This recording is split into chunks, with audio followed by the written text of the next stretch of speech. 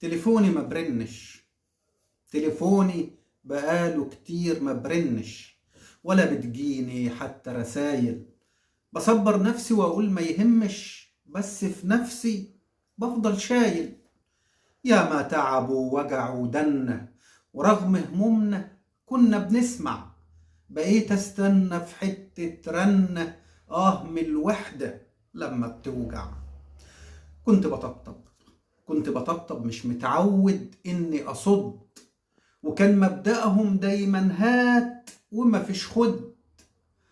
كانوا بيرنوا وفي اوقات مش ولا بد، ولو مشغول او تعبان كنت برد.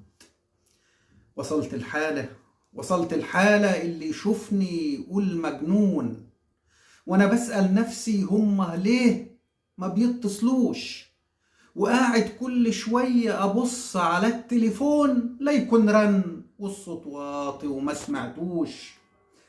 تخيل لحظة لما حبايبك يجوا يضيعوا، وبخط ايديهم كتبوا عليك تعيش مدفون. قلت لنفسي اللي يبيعني لازم ابيعه، ولازم ابيع حتى التليفون.